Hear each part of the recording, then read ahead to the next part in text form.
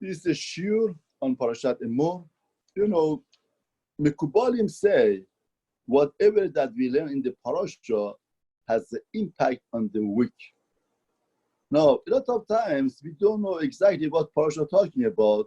Therefore, this stays as the knowledge of Kabbalah. But this is parasha we do know that talks about Mu'adim. Parashat Emor is a parasha that we read by Mu'adim, by Pesach, by Sukkot. All of the Mu'adim are in this parasha. Now, if you notice, then what is it in the week that has connection with Mu'adim? In other words, here we could detect what Mekubalim said. And once I asked my rabbi this question, and my rabbi said, what are you talking about? We have a moed in this parasha. I told him, what's the moed that we have? He said that the parasha talks about Omer, counting Omer.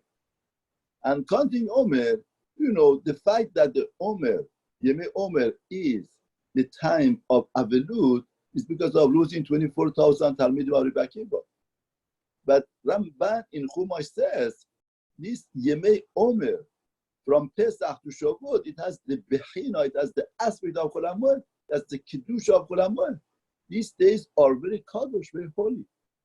And these days are very Kadosh. Now, exactly what's happening these days, Torah says, if you notice, let's go to Torah.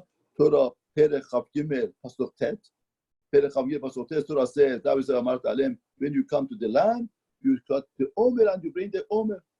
In other words, you may Machrat HaShabbat from the tomorrow of that Shabbat. Means Machrat HaShabbat, there was a machloket between Tzedokim and Chachamim. What does Machrat HaShabbat mean? In other words, Chachamim say Machrat HaShabbat means Machrat Yom Tov Harishon Shel Pesach. It is Machrat Shel Pesach. But Tzedokim says Machrat HaShabbat means Shabbat Bereshit.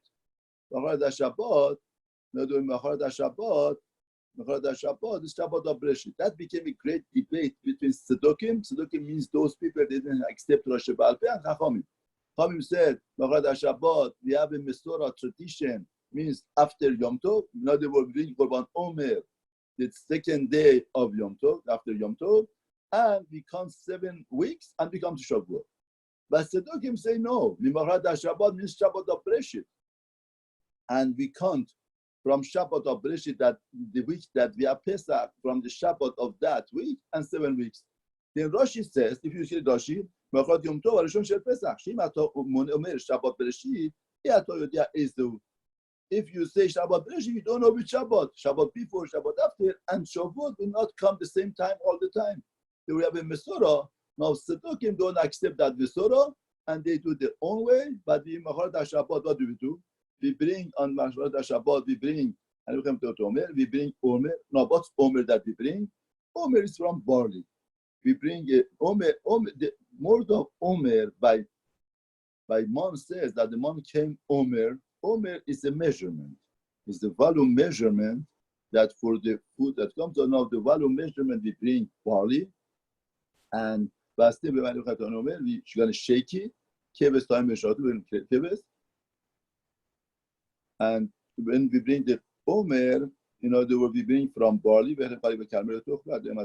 and you bring from the Seorim. In other words, Seorim. And you count from that bringing the Omer Seorim for 7 weeks, Torah says, and then on Shavuot, we bring Lechem Tenufa Shtayim,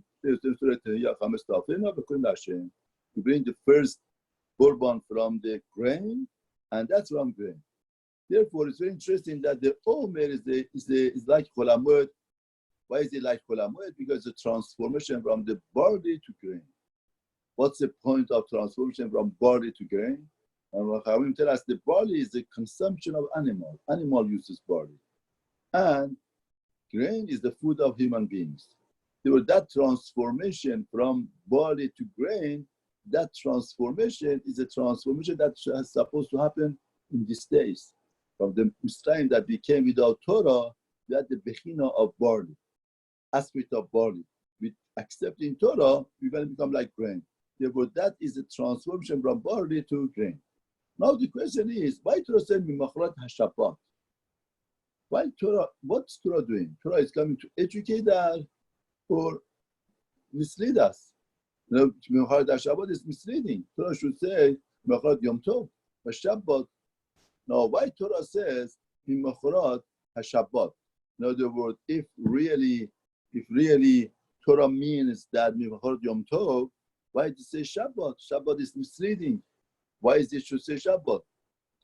Now, Mefarshim say, whatever that Torah does comes to educate us. Why the Torah says Mecharat Shabbat? You see, imagine the Beriah of HaKadosh Baruch Hu, Hashem created 6 days of creation.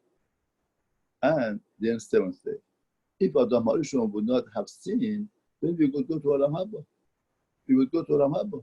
But since he sinned, we came out that Shabbat to be a different Shabbat. That Shabbat was supposed to be Olam Haba. We had to go to Olam Haba. And because of his sin, we lost it. We lost to go to Olam Haba because of the sin that he did. No. Torah is telling us that what was supposed to happen in Mecharat Shabbat was that the Baruch Hu should give them Torah to prepare themselves for Torah. Torah should be mitaken the chet of the. Now, Mecharat Shabbat denotes that, you know what should happen in the Beriah? From Mecharat Shabbat, from that Shabbat of Breshit, that Shabbat, from tomorrow of that Shabbat, HaKadosh Baruch Hu had to make them to count 49 days and give Torah. Therefore, really, Mecharat Shabbat means Yom Tov Shel Pesach, because we are Yom Tov Shel Pesach. But that denotes, that refers to Shabbat. That's why it's a Shabbat, because the Torah was said in one way, and that's a depth in different ways. Therefore, Torah is telling us the whole purpose of the creation was, after that Shabbat, to count 49 days and receive Torah, to be mitaken the Chetav Adam HaRishon. So that's why Torah says Mecharat Shabbat. All of our life is to grow. Barley, grain, transformation. That makes what it is. In other words, daily counting. We don't count that how many days we have to throw. We count how many days pass from the Omer. The Farshim say, really, we should count up. Why should we count down? Why should we count that 13 days, 14 days pass from Omer? We should count. You know, if you have a wedding, you count to get to the wedding every day. But here, no, here, Mefarshim says it's like making a building. If you look at the building and say that I have to prepare such a tall building, once a person went with his child to Manhattan, and he saw such a great building, Twin Towers, and he said, Abba, how do they make this tower? It's impossible to make it. Just understand that if you look at the building, then you come out, it's impossible to do it. But if you look at every bricks and say every bricks could accomplish something, and you put bricks after bricks, then you see, wow, I have such a great thing. The growth in Torah, it happens when we count our steps of growth. Somebody sees a Masechet and says, this Masechet is too long, how could I finish? He never finishes.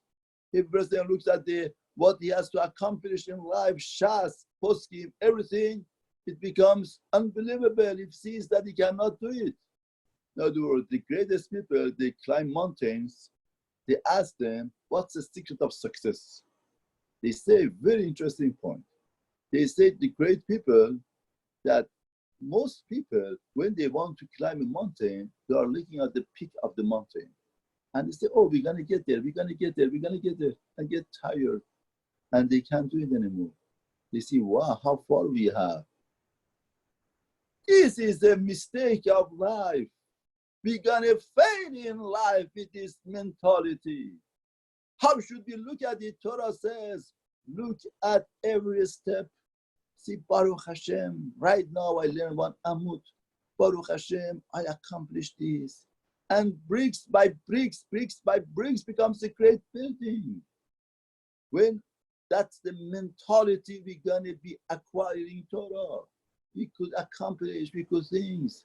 The way to grow, Torah is saying, count your steps and appreciate, be happy with the accomplishment of that day. Every day you should accomplish something and be happy with accomplishment, right?